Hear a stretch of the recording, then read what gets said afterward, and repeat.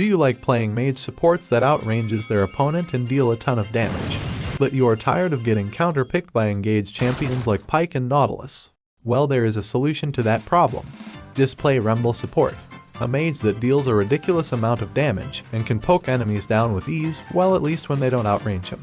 But he perfectly counters all types of engaged champions since as a top laner, he really wants to go into a close combat fight and wins every trade with his flamethrower that deals consistent damage, the small shield he gets, and especially the overheat passive that allows him to win every time even when the enemy manages to catch him. And with the slow and the movement speed buff in his kit, he can even engage on the enemy when needed. But there are a few things you need to be aware of while playing Rumble, so let's start at the beginning of the game. First of all, before you leave the base, Rumble is going to purchase a relic shield. Spell Thieves' Edge would also be a viable option when you want to play poke Rumble, but this honestly sucks since you only have one real poke spell and the range is compared to other poke supports quite pathetic, and it's actually quite hard to hit. But we are going to put the first skill point into the Q spell anyway, which is a flamethrower that is active for 3 seconds and deals damage towards the direction Rumble is facing at that moment. This is probably the best spell you can have while you are leashing since it deals a solid amount of damage. But make sure to position correctly since when you are too close towards the buff and have to walk back, you miss out on some damage because otherwise the flamethrower can't hit it. Give it some auto attacks and you are free to go back to your lane. In the case when you don't have to leash, Rumble can skill the E spell, which is a harpoon that deals some damage when you hit an enemy. It has a 4-second cooldown and you can even store 2 of them.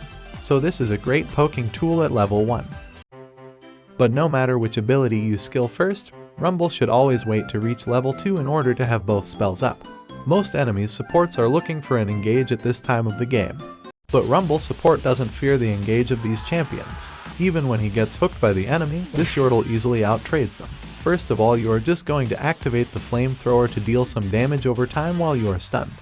And since they are standing right in front of you, it should be impossible to miss both harpoon shots.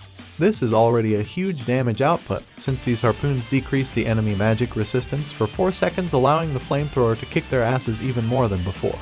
Even when they try to disengage by now, the harpoon also slows them for 2 seconds by 15%, and when you hit both it adds up to 30%, giving your carry more time to trade back. So you can easily bait out a panic flash. And this trade gets even more in favor when this champion reaches level 3 and unlocks the W spell, which grants him with a small shield to take more incoming damage. When they somehow catch your AD carry, Rumble can try to focus the enemy carry instead. Since the flamethrower can just get through minions, and when the enemy tries to get away from you, they have to leave the wave, allowing Rumble to hit his harpoon on them without any problems, opening the way for an engage and a free kill. This kind of engage looks like this most of the time. While they are standing out of your range, this Yordle should try to hit his opponents with the E spell, in order to get some poke damage off and proc the rune Arcane Comet. But thanks to the slow, the Comet is guaranteed to hit. Hitting the E spell on the enemy is Rumble's sign to engage.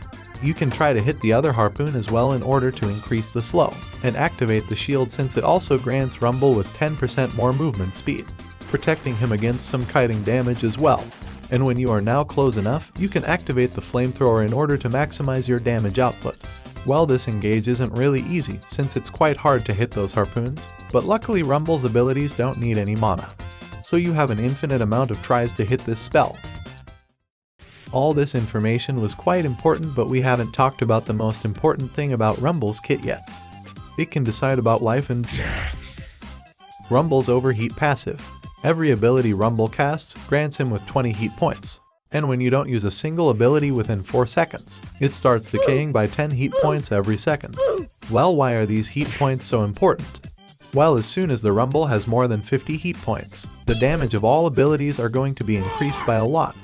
They are nearly doubled, which is the main reason why you should always have more than 50 heat points when you want to go in for a trade, since this can change the outcome of a fight by a lot. But you need to know when Rumble reaches 150 heat points, he becomes overheated for 4 seconds where he can't use any abilities but gains a lot of bonus attack speed and deals way more damage than under normal circumstances. The perfect time to overheat would be when Rumble has used all his abilities and is in the middle of the fight. To make sure that this happens, I'm gonna present you the perfect combo. First of all, Rumble should hover around 70 heat points to overheat in one combo.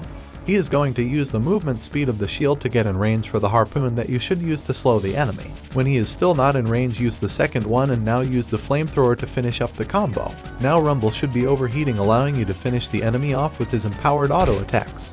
Depending on how close you are standing to the enemy, Rumble can use his flamethrower sooner or his shield later. But at the end of the day, every ability should be used when you go for an all-in. But sometimes there are just moments where you can't do much besides watching your AD carry farm. Especially when you are playing against poke mages.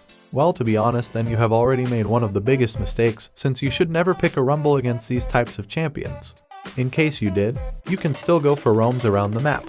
Due to the fact that Rumble is also meant to be played inside the jungle, his gank setup is quite solid and he can easily collect some kills during the roams on the mid lane. Just make sure to maintain the heat level around 50 by using the flamethrower and the shield while moving towards the lane, in order to deal more damage when a fight breaks out. Roaming toward other lanes can easily be done by this champion due to the fact that this Yordle is meant to be played inside the jungle, so his gank setup is quite solid. The additional movement speed and the slow is more than enough to get close towards most mid laners, and the flamethrower deals some consistent damage while they are trying to run away.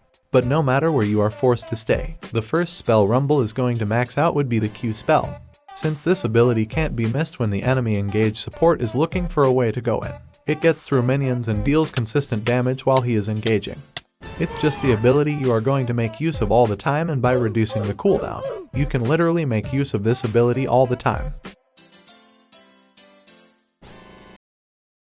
But the most important spell still needs to be unlocked, which can change the outcome of a fight.